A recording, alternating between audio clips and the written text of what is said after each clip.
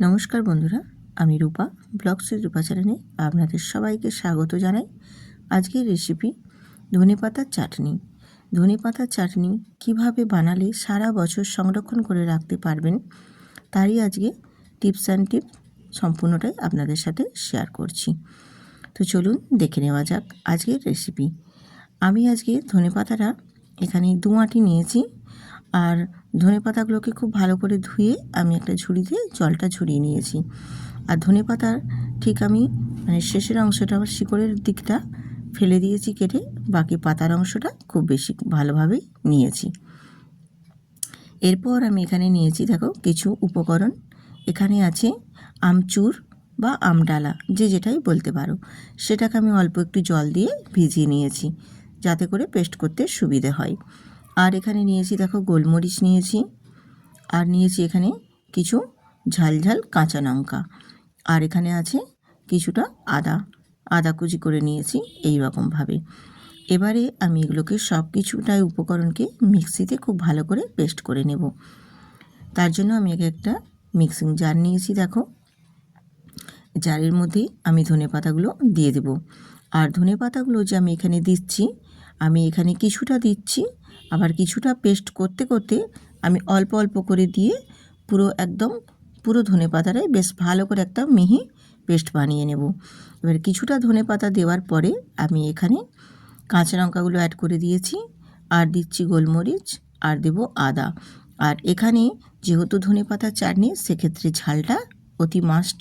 ঝাল, নুন, মিষ্টি সব রকম টকের মধ্যে মেজারমেন্ট ঠিকঠাক না থাকলে সেই চাটনি কিন্তু খেতে খুব একটা ভালো লাগে না।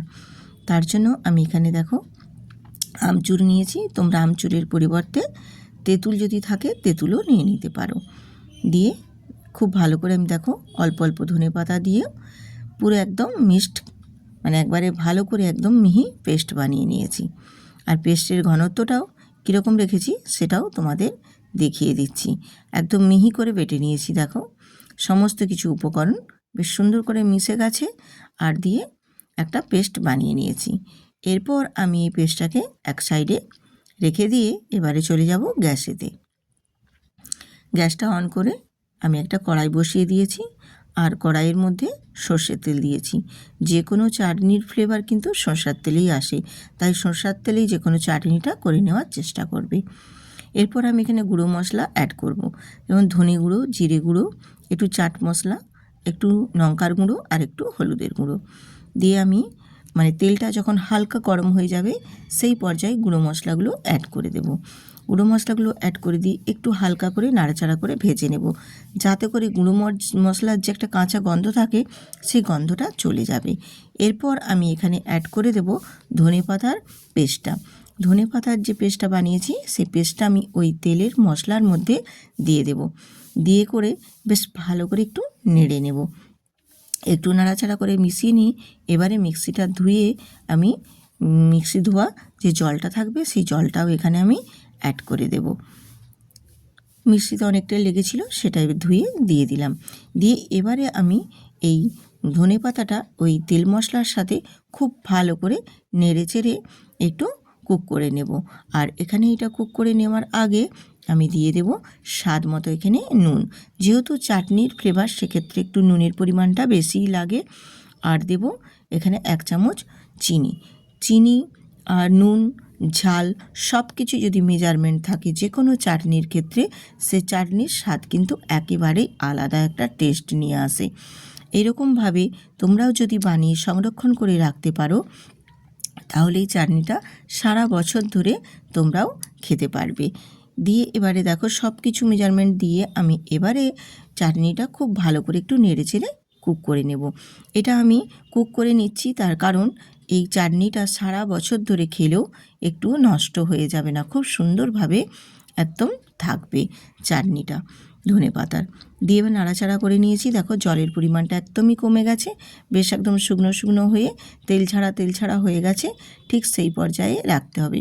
এতে হয়তো তোমরা ভাববে ধনেপাতার কাঁচা গন্ধটা চলে যাবে, ধনেপাতার স্বাদ থাকবে না। একেবারেই না বন্ধু, ধনেপাতার কাঁচা গন্ধটা চলে গেলেও এতটা পরিমাণে ধনেপাতা দেওয়া আছে, তার কারণে ধনেপাতার চাটনির স্বাদটা একেবারেই বজায় থাকবে আর বেশ সুন্দর একদম চাটনির একটা ফ্লেভারই আলাদা আসবে। একবার বাড়িতে বানিয়ে দেখুন, ভীষণ সুন্দর হয়। আমি তো প্রতি বছরই বানিয়ে থাকি, তাই ভাবলাম আপনাদের সাথেও শেয়ার করি। এবার এটা আমি নামিয়ে একটু ঠান্ডা করে নেব আর একটা কাঁচের জারের মধ্যে আমি এটা সংরক্ষণ করে রেখে দেবো। যখন মনে হবে দুপুরে ভাতের সঙ্গে বা রুটির সঙ্গে খেতে মন চাইবে, তখনই এরকম একটা প্লেটে 1 চামচ নিয়ে নেব আর দিয়ে দেবো এখানে অল্প একটু কাঁচা তেল। তোমরা যদি চাও কাঁচা তেলটা না দিতে, সেক্ষেত্রেও কোনো অসুবিধে নেই, কারণ তেল তো দেওয়াই আছে আগে থেকেই। তবুও আমি একটু স্বাদটা আর একটু বাড়িয়ে তোলার জন্য অল্প একটু সর্ষের তেল কাঁচা দিয়ে দিয়েছি। দিয়ে একটু দিয়ে দেবো এখানে পেঁয়াজের কুচি, খুব ঘন করে একটু পেঁয়াজ কুচি নেব, দিয়ে খুব ভালো করে একটু মিশিয়ে নেব। খুব ভালো করে এটা পেঁয়াজ আর কাঁচা তেলের সাথে মিশিয়ে নিলে এর বেশ টেস্টটা আরও সুন্দর আসে। আর এমনিতেই তো ঝাল আমি করেছি, সেক্ষেত্রে আর ঝাল দেওয়ার দরকার নেই। যদি প্রয়োজন হয় এতে আরও কাঁচা লঙ্কাও তোমরা অ্যাড করতে পারো, তাহলেও কিন্তু খেতে বেশ ভালোই লাগে। কীরকম হলো বন্ধুরা আজকের এই চাটনির রেসিপি কমেন্ট করে জানাতে একদম ভুলবেন না।